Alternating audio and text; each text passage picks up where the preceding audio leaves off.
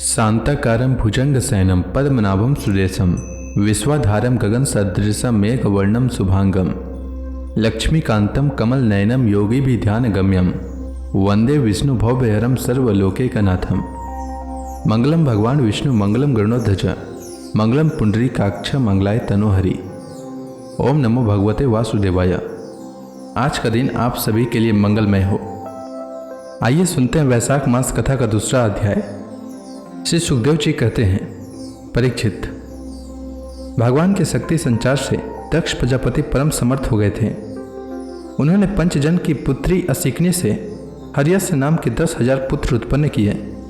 राजन, दक्ष के ये सभी पुत्र एक आचरण और एक स्वभाव के थे।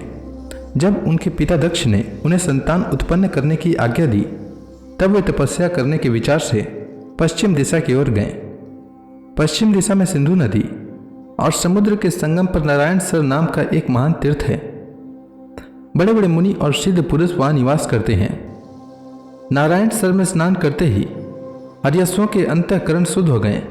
उनकी बुद्धि भगवत धर्म में लग गई। फिर भी अपने पिता दक्ष की आज्ञा से बंधे होने के कारण वे उग्र तपस्या ही करते रहे। जब देवर्षि नारद ने देखा कि भागवत धर्म में रुचि होने पर भी ये प्रजा वृद्धि के लिए ही तत्पर हैं, तब उन्होंने उनके पास आकर कहा, अरे हर्यस्यों, तुम प्रजापति हो तो क्या हुआ? वास्तव में तो तुम लोग मूर्ख ही हो। बतलाओ तो, जब तुम लोगों ने पृथ्वी का ही अंत नहीं देखा, तब सृष्टि कैसे करोगे? बड़े खेद की बात है। देखो, एक ऐसा देश है जिसमें एक ही पुरुष है, एक ऐसा बिल है जिससे बाहर निकलने का रास्ता ही नहीं है, एक ऐसी स्त्री है जो बुद्धि रूपिणी है, एक ऐसा पुरुष है जो व्यभिचारिणी का पति है, एक ऐसा नदी है जो आगे पीछे दोनों ओर बहती है, एक ऐसा विचित्र घर है जो 25 पदार्थों से बना है, एक ऐसा हंस है जिसकी कहानी बड़ी विचित्र है, एक ऐसा चक्र है जो छुरे एवं वज्र से बना हुआ है और अपने आप घूमता रहता है। मूर्ख हर्यस्यों, जब तक तुम लोग अपने सर्वज्ञ पिता के उचित आदेश को समझ नहीं लोगे और उनके उपयुक्त वस्तुओं को देख नहीं लोगे, तब तक उनके आज्ञानुसार सृष्टि कैसे कर सकोगे? श्री सुखदेव जी कहते हैं, परीक्षित, हर्यस्व जन्म से ही बड़े बुद्धिमान थे। वे देवर्षि नारद की यह पहेली एक गूढ़ वचन सुनकर अपनी बुद्धि से स्वयं ही विचार करने लगे। देवर्षि नारद का कहना तो सच है। यह लिंग सदिधि, जिसे साधारणतः जीव कहते हैं, पृथ्वी है और यही आत्मा का अनादि बंधन है। इसका अंत देखे बिना मोक्ष के अनुपयोगी कर्मों में लगे रहने से क्या लाभ है? सचमुच ईश्वर एक ही है। वह जागृत आदि तीनों अवस्थाओं और उनके अभिमानियों से भिन्न उनका साक्षी तुर्य है। वही सबका आश्रय है, परंतु उसका आश्रय कोई नहीं है। वही भगवान है। उस प्रकृति आदि से अतीत नित्य मुक्त परमात्मा को देखे बिना भगवान के प्रति असमर्पित कर्मों से जीवों को क्या लाभ है? जैसे मनुष्य बिल रूप पाताल में प्रवेश करके वहां से नहीं लौट पाता, वैसे ही जीव जिसको प्राप्त होकर फिर संसार में नहीं लौटता, जो स्वयं अंतर ज्योति स्वरूप है, उस परमात्मा को जाने बिना विनाशवान स्वर्ग आदि फल देने वाले कर्मों को करने से क्या लाभ है? यह अपनी बुद्धि बहुरूपिणी और सत्व रज आदि गुणों को धारण करने वाली व्यभिचारिणी स्त्री के समान है। इस जीवन में इसका अंत जाने बिना, विवेक प्राप्त किए बिना अशांति को अधिकाधिक बढ़ाने वाले कर्म करने का प्रयोजन ही क्या है? यह बुद्धि एक उल्टा स्त्री के समान है। इसके संग से जीव रूप पुरुष का ऐश्वर्य, इसकी स्वतंत्रता नष्ट हो गई है।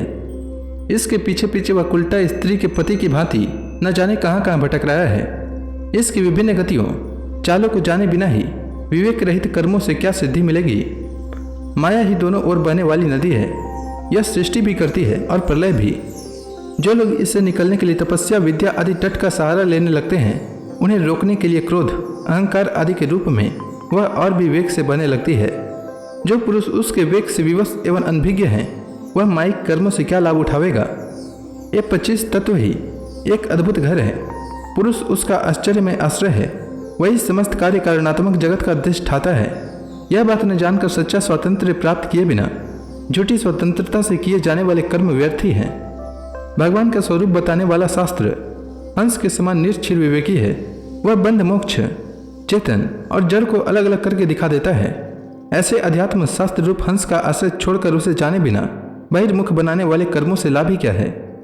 यह काल ही एक चक्र है। यह निरंतर घूमता रहता है। इसकी धार छुरे और वज्र के समान तीखी है।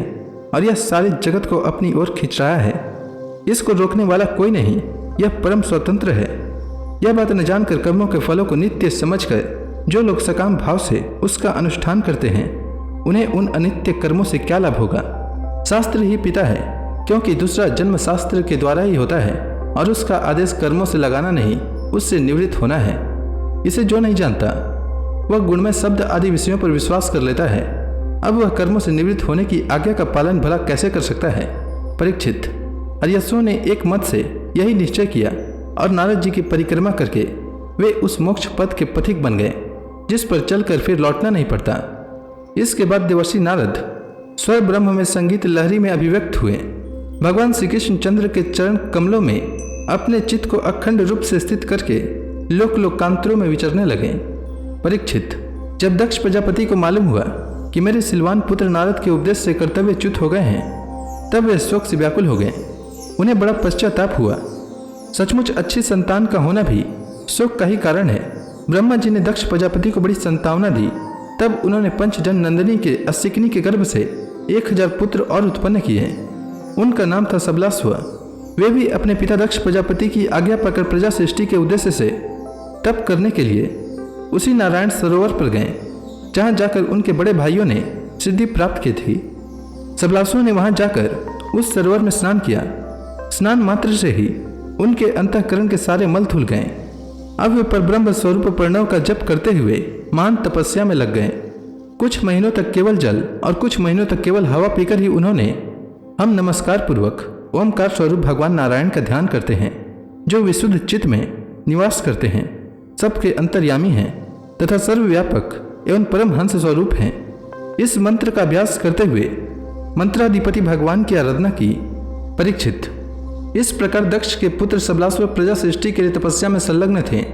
उनके पास भी देवर्षि नारद आए और उन्होंने पहले के समान ही कटु वचन कहे। उन्होंने कहा, दक्ष प्रजापति के पुत्रों, मैं तुम लोगों को जो उपदेश देता हूँ उसे सुनो। तुम लोग तो अपने भाइयों से बड़ा प्रेम करते हो, इसलिए उनके मार्ग का अनुसंधान करो। जो धर्मज्ञ भाई अपने बड़े भाइयों के श्रेष्ठ मार्ग का अनुसरण करता है, वही सच्चा भाई है। वह पुण्यवान पुरुष परलोक में मरुद गणों के साथ आनंद भोगता है।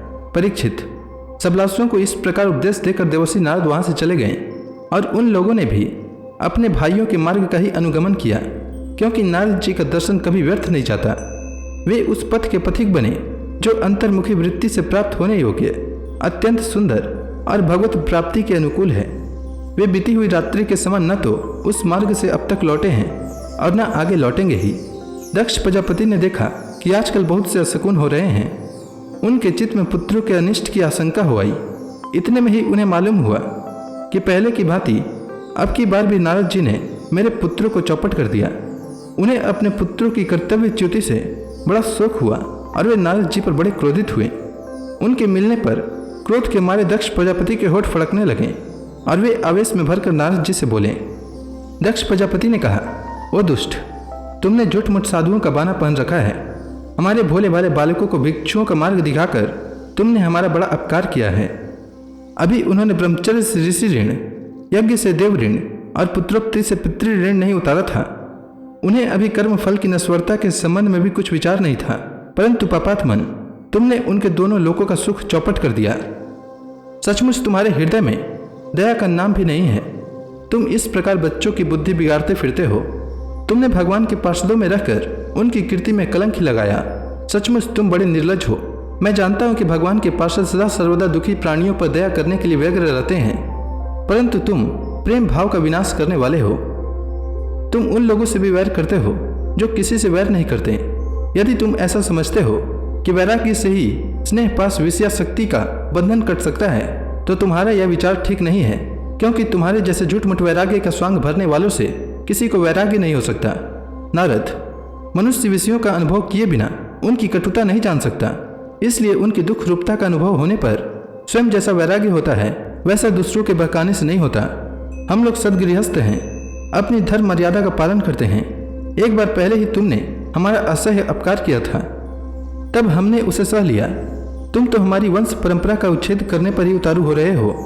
तुमने फिर हमारे साथ वही दुष्टता का व्यवहार किया, इसलिए मूढ़, जाओ लोक लोकांतर में भटकते रहो, कहीं भी तुम्हारे लिए ठहरने का ठोर नहीं होगी।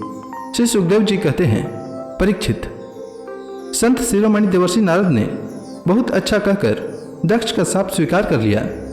संसार में बस साधुता इसी का नाम है कि बदला लेने की शक्ति रहने पर भी दूसरे का किया हुआ अपकार सह लिया जाए। तो इसी के साथ यह अध्याय समाप्त हुआ। इसके आगे की कथा मैं कल के अध्याय में सुनाऊंगा। तब तक के लिए भगवान हरि का नाम लेते रहें। तो प्रेम से बोली भगवान विष्णु की जय, श्री कृष्ण भगवान की जय, समस्त देवी देवताओं की जय।